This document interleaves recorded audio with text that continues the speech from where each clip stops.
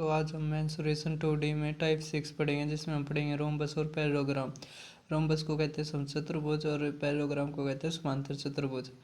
अब रोम्बस की जो प्रॉपर्टीज होती है वो ये होती है कि इसकी जो सारी साइड्स होती हैं वो बराबर होती हैं।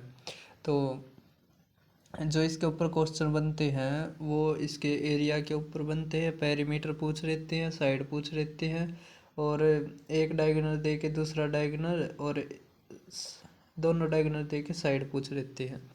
तो इसका जो सबसे ज़्यादा जो रिपीटेड क्वेश्चन वो आता है एरिया ऑफ रोम्बस पे। तो इसका होता है जो फार्मूला एरिया ऑफ रोम्बस का हाफ इंटू में प्रोडक्ट ऑफ डायगोनल्स, मतलब डायगोनल्स का दोनों की गुणा, तो हाफ D1 और D2। अब देखो अगर डायगोनल दे रखे हैं और साइड पूछ रहे तो किस तरह होंगे कि जो एक डायगोनल दे रखा है उसका आधा, ये है ना डायगोनल आपस को 90 डिग्री और बाइसेक्ट करते हैं। बाइसेक्ट का मतलब बराबर बराबर काटते हैं। तो मान लिया अगर ये 12 था तो ये 6 हो जाएगा, और ये 16 था तो 8 हो जाएगा। तो 6 8 10, समझ में आया। जैसे अब मैं कह दूँ मैंने एक हिस्सा ले लिया इसका डायगोनल का, एक हिस्सा ले लिया देखो, और जो डायगोनल दे रखा था हमें वो दे रखा था 12, दूसरा डायगोनल दे रखा था हमें 16। तो ये क्या हो गया 6 8, और कहते साइड कितनी आएगी तो आधा आधा ले लेंगे, और फिर पाइथागोरस थ्योरम से कितनी आ जाएगी 6 8 10, ट्रिपलेट से भी आ जाएगी। ये आ गया समझ में आपको ये। अब देखो इसके ऊपर जो क्वेश्चन आया हुआ है वो ध्यान से देखो, ये ऊपर फार्मूला भी लिखा रखा है, और अगर इसका पेरीमीटर पूछे तो 4A। समझ में आ गया। अब देखो इसमें एरिया पूछ रखा है रोम्बस शेप्ड फील्ड का, जिसकी साइड दे रखी है 146 मीटर, और वन ऑफ डायगोनल इज 192। पहले हम इसकी क्या बनाएंगे, फिगर बनाएंगे। तो फिगर में क्या है, जो इसकी साइड है वो कितनी दे रखी है, पहले साइड बताओ कितनी दे रखी है।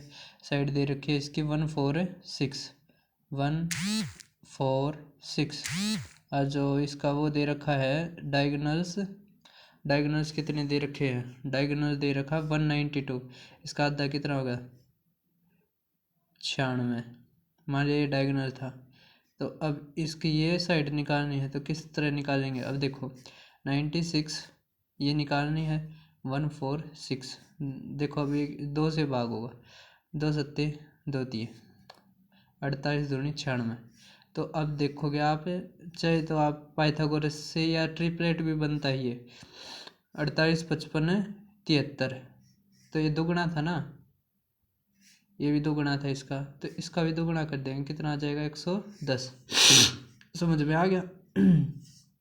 थोड़ा जुकाम आया तो इस कारण थोड़ा एडजस्ट कर लेना। देखो अब 48 दूनी 96, 73 दूनी 146, और 55 दूनी 110, 48 55 73, ये ट्रिपलेट भी है, और हमने भी इसके ऊपर एक शॉर्ट गेयर रखा, उसमें भी देख सकते हैं आप 48 55 73, इसके ऊपर बहुत ज़्यादा क्वेश्चन आने लग गया अब। देखो अब तो ये कितना आ गया है, ये कितना आ गया 110, कितना आ गया ये 110।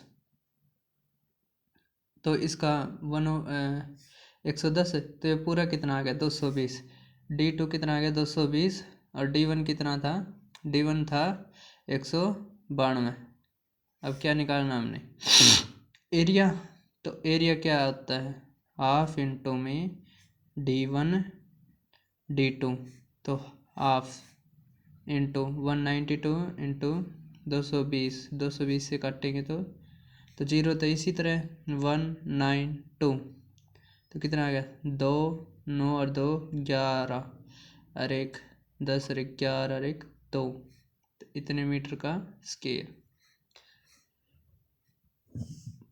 अब मैं पूछूं आपसे कि एक हेक्टेयर कितने के बराबर होता है, एक हेक्टेयर कितने मीटर स्क्वायर के बराबर होता है, तो बताना, वीडियो में बताना है कितने के बराबर होता है, इस वीडियो के कमेंट बॉक्स में बताना।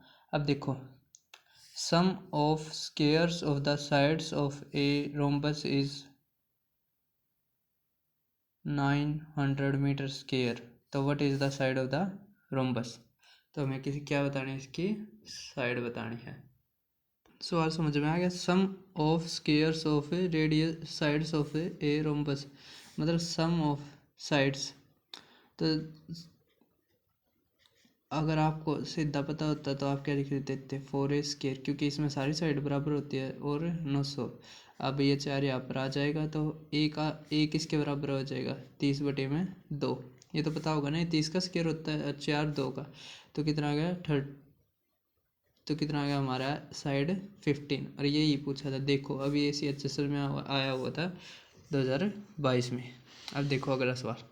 ए बी सी डी एक रोम्बस है जिसकी each side being equal to 8 centimetre if B D is 10 centimetre, और ए सी है दो रूट एक्स। तो what is the value of root X जमा में 10। अब देखो A C H S L में आया हुआ था और ये बहुत बच्चों का अटका है। अगर आपको बेसिक आता है इसका, पहले क्या बनाएंगे, रोम्बस। क्या बनाएंगे पहले, rhombus. A B C D. अब देखो साइड कितनी दे रखी है, 8। अब इसमें डायगोनल बना देंगे हम।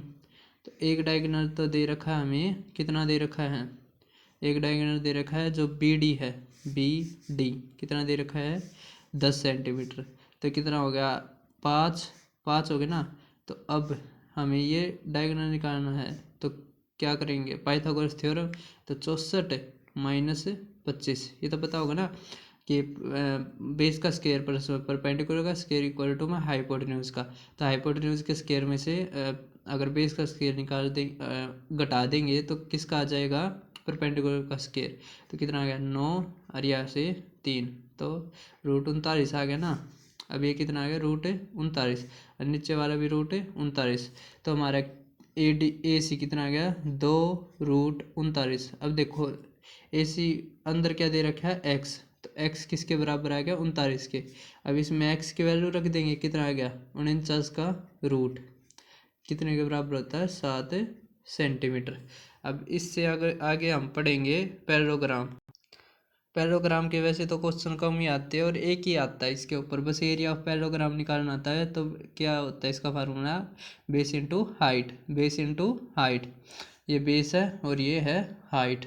तो एरिया ऑफ पैरेललोग्राम कितना दे दिया हमें, 338। अगर एल्टीट्यूड है वो ट्वाइस है बेस का, हमने बेस मानना है बी, तो हाइट बेस मानना है बी, तो हाइट कितनी आ जाएगी, 2b।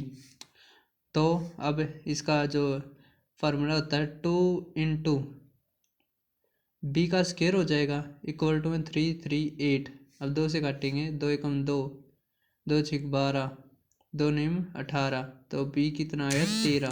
अब इसमें क्या निकालना हमें, बेस कितना आ गया, अब 13 कितना आ गया, बेस 13 मीटर, सॉरी मीटर दे रखा था ना, तो 13 मीटर।